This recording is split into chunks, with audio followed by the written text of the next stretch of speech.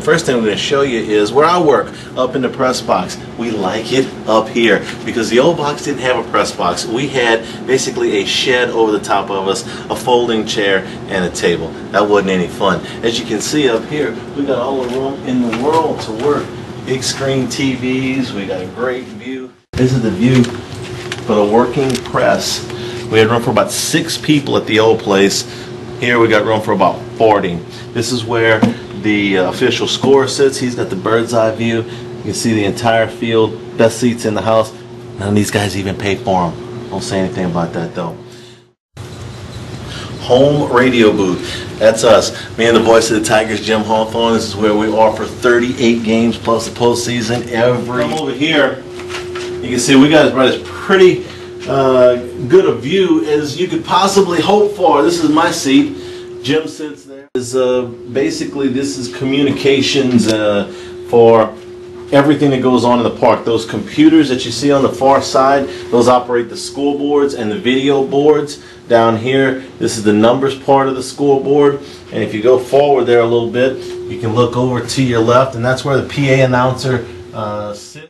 All right, we're in the lobby of the LSU baseball offices. This is right here on the first base side at Ally Box Stadium. And the first things you see when you come in here are the championship rings and the championship trophy. This is an actual championship ring from all 6 of LSU's national championships from 1991 to 2009.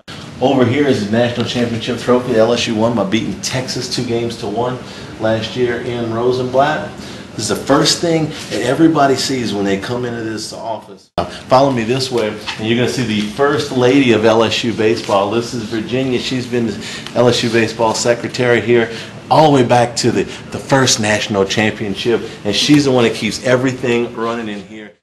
All right, this is the centerpiece of the coach's suites. This is Coach Maneri's office. Some of the most important championship bats. This guy in the middle is Demi Maneri. We call him Doc. That's Coach Maneri's dad, coached down at Miami-Dade, over 1,000 wins. So when these guys sit down for Thanksgiving dinner, you're talking about over 2,000 wins worth of baseball. So, and over here is the actual Coach Maneri. We're doing all this with him sitting in the thing. Everybody. Got the big office, everything going good.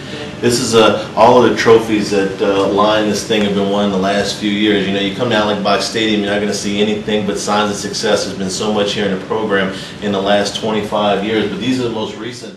Now, if you're a recruit, you come in here, you sit here to talk to Coach Maneri about whether you want to come to LSU or not. You're looking at this on your left and over here on your right. Hey, we've been doing this stuff for a while. 2008, Tournament Champions, in the College World Series, 2008, won the Western Division in 2008.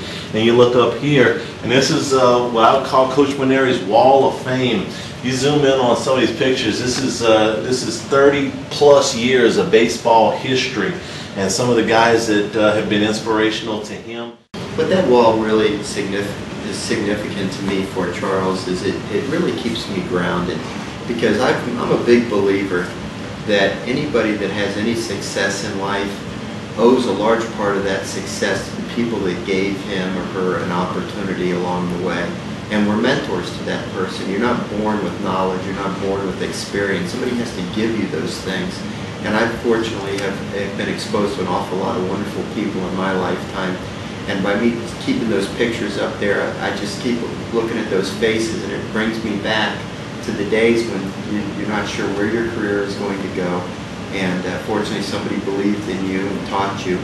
And it kind of keeps me remembering those people and being grateful that they came into my life. This is a chance for a lot of people to get behind the scenes and see the places in Ally Box Stadium if they come to the games that they don't see before. What's it like when you got a recruit that comes on an official visit to LSU and they look around? I mean, I can imagine some 16, 17-year-old guys and moms and dads that look around and go, "Wow, this is this is really something. This is big time." Charles, I love to be sitting in here with the recruit and their parents on game day, and close to the game when you look out the window and you see all the hustle bustle of the people coming to the ball game wearing their purple and gold. All right, this is one of the assistant coaches' offices. A lot of people say, "Well, we love the old box. What does the new box give us besides just a bunch of new stuff?" Well, the assistant coaches didn't have offices at the old place. We didn't have room for them, so they were kind of confined to working out of their briefcases, working on one community desk, if you will. This is an autographed picture of Ryan Terrio and Mike Fontenot. Terrio and Fontenot were the double play combination in short and second when LSU won their 5th national championship in 2000. And as it turned out, when they got to the pros, they were on the same team with the Chicago Cubs. Ryan Terrio, Mike Fontenot. The new Alex Box Stadium opened on February the 20th, 2009, a game against Villanova, a game that LSU won. This is the lineup card. This is the actual lineup card that Coach Maneri filled out that day. It's framed. This is the opening ceremonies with the teams on each side, the American flag out in the front, along with replicas of the collage that is in remembrance of Wally Pontiff, who passed away back in 2002. Wally was embodied everything that the LSU baseball program stands for. He was a courageous guy. He was a leader. He was a terrific player. His brother Nick played here after he did. Wally passed away unexpectedly in 2002 of a heart abnormality, but Wally Pontiff will never be forgotten.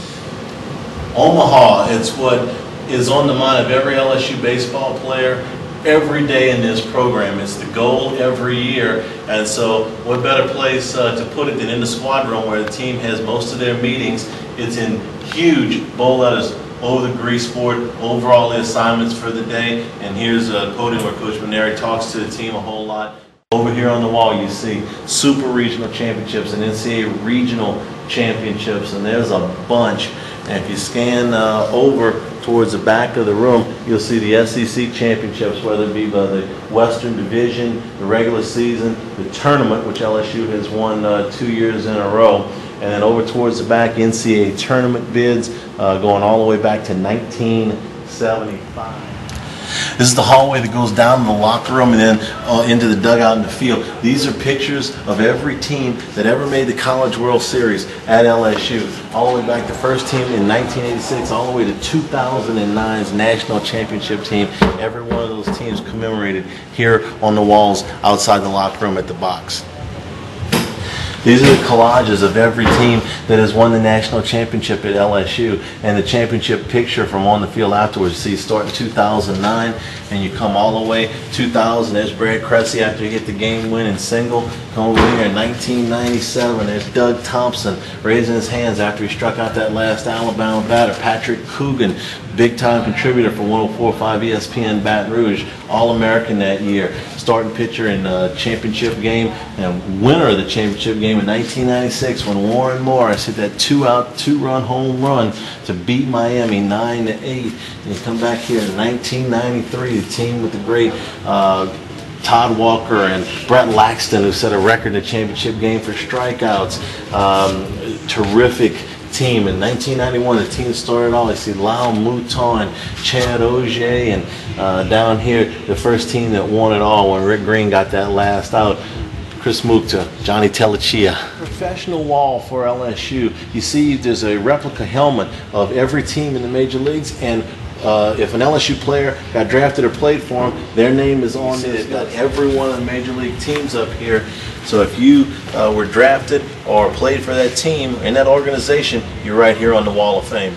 This is current Tigers in Major League Baseball. And all those names all the way back to 1912. If you made the big show, your name's on this wall. Out of the hallway, squad rooms, come over here, pass up the locker room, and you come right down this hall. This will take you right out to the dugout on the home side, first base side at the box. Come on down the hall.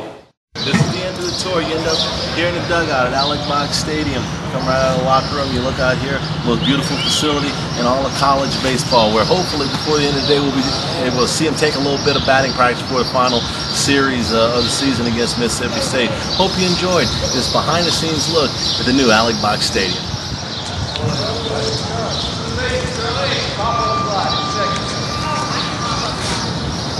Oh, it was out of here.